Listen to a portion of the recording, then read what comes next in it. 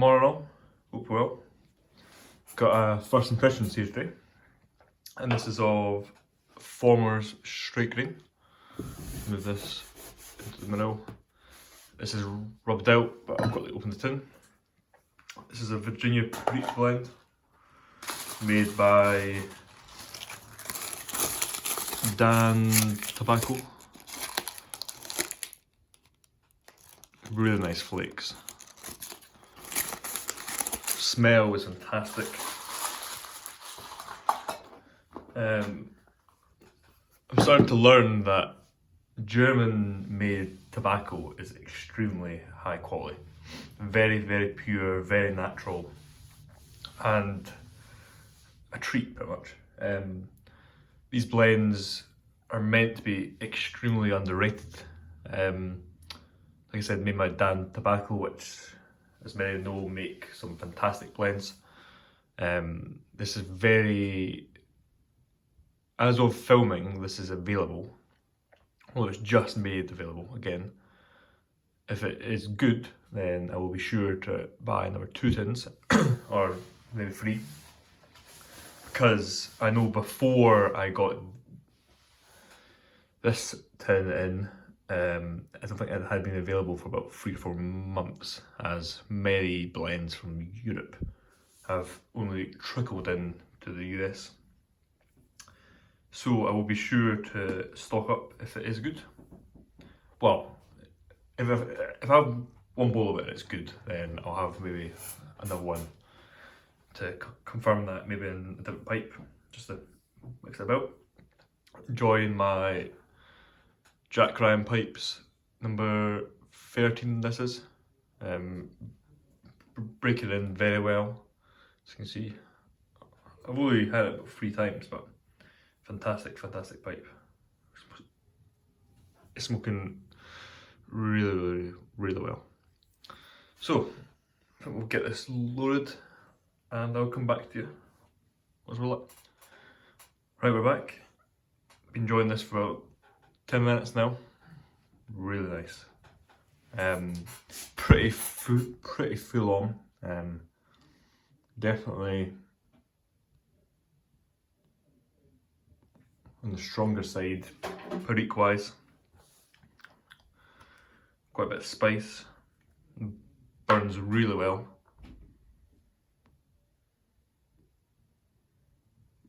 Actually, I've not actually done a second light actually. It's about 10 minutes, just been on the first light.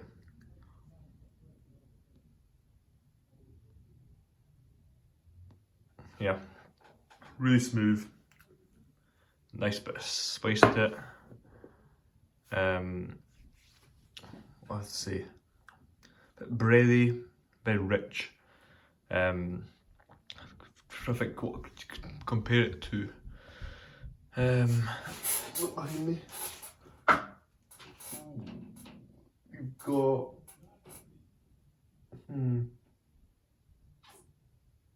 I would maybe say the Carolina. Okay, can't say that. The C&D blend with Carolina Red Flake with Perique. Apologise for butchering that name. In the sense that the nicotine, kind of the forwardness of the Perique on that level.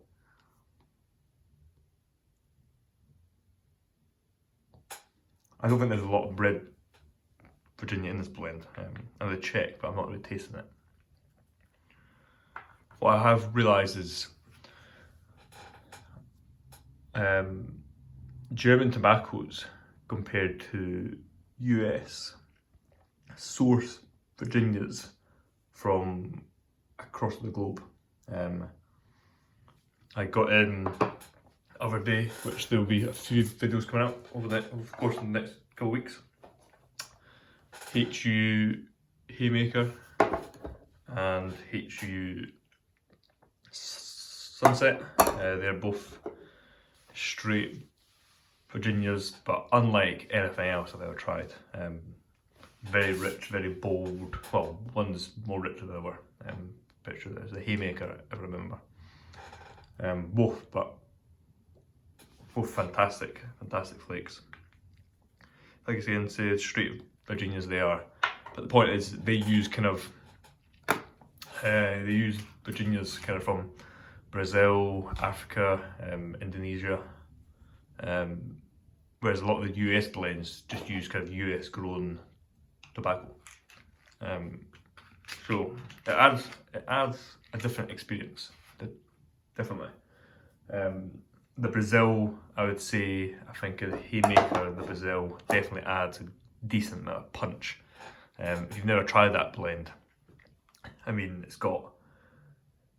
people talk about having almost like a latakia sense to it, where it's very earthy and smoky. I get that. Not quite latakia, but it's definitely, I'm assuming it's the Brazilian leaf in that, which gives it this more punch.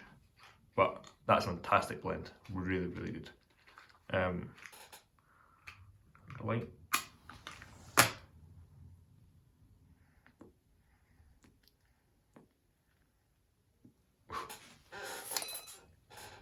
But yeah, so German tobacco, they seem to source a wide range of different leaves and of extremely high quality.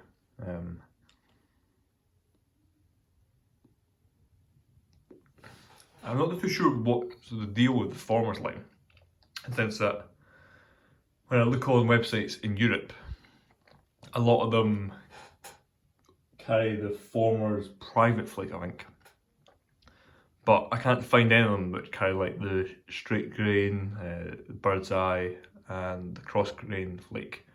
I think they might be US distribution only. Don't quote me on that, I'm not 100% sure. But from what I've seen, I can't find any of these blends. Like, I can't find straight grain flake anywhere really on European sites.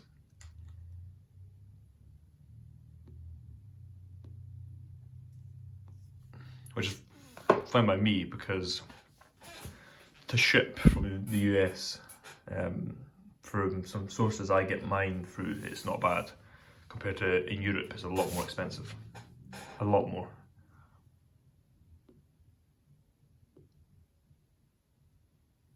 But at the end of the day, it's only a matter of time before online sales shuts down, and that's a screwed. Here, I always miss his handle. It's Ickendip Piper. Oh no, Ichabod Dipper. Sorry, Ross. He's mentioned a few times about how obviously his cellar is immense, fantastic, a very wide range and deep in his favourite blends. But he talks quite a lot about one of the main reasons he's cellar deep is from the fear of banning online sales. And that's what I'm starting to do. Because our local tobacconist, which isn't even that close, is about half an hour drive away, they have some nice blends. They get in all your Samuel Gawiths, all your Petersons, all your Gavin Hogarth, Jermaines, but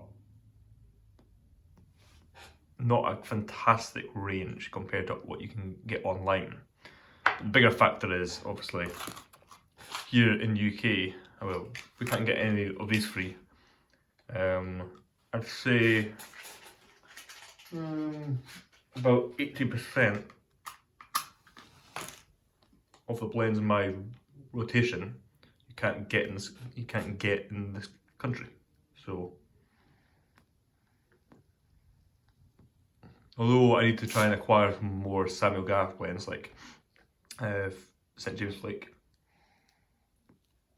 at the same time I need to focus on blends from, say, Germany and from the US, because if they were one day turn around and say, right, we're banning online sales of tobacco, yeah, I'd be in the shitter, to put it very bluntly. Like, yes, I could always get friends from the US to ship stuff over to me, but it would make it much more difficult, even for them, for people in the US where their local B&Ms are much greater than ours here. There would still be blends that I know you would struggle to get your hands on, because not every shop will acquire or stock certain ranges and certain blends. So hopefully that day doesn't come soon, but I do think when people talk about the tobacco apocalypse, I do think that online sales would be one of the first things to hit. Especially here in the UK, I could see that more than anything happening first. But again, hopefully that's a few years' time, much further down the line when we've had time to prepare. Right, I've waffled on a bit. I'll cut this here and I'll come back to you at the end of the bowl. Right, we're back. Come to the end of the bowl now. Fantastic blend. Really, really nice. Not for the faint of heart, I would say. Definitely a proper Virginia Perique. A lot of spice, not too much pepper, but you can like feel the Perique on your tongue. It's very forward, but the Virginias play a fantastic role too. I'd be interested to try I think it's the cross grain flake. There's the cross grain, don't know what's going on tonight. There's the straight grain, which is got here, cross grain, bird's eye, and private flake. I've heard the private flake isn't fantastic. Haven't heard too much about the bird's eye flake. But I have also heard good things about the cross grain. The cross grain being less Perique forward, I'm led to believe. So probably the cross grain is probably more of an everyday blend compared to this, but this is still fantastic. I mean, you could have it every day, as long as you're into Perique.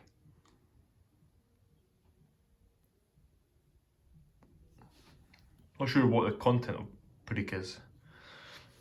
It's a very discreet thing. Pretty much nothing on the back.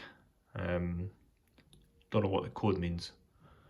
If you can date it, and then you can see in the front, doesn't say anything. Same as these HU blends.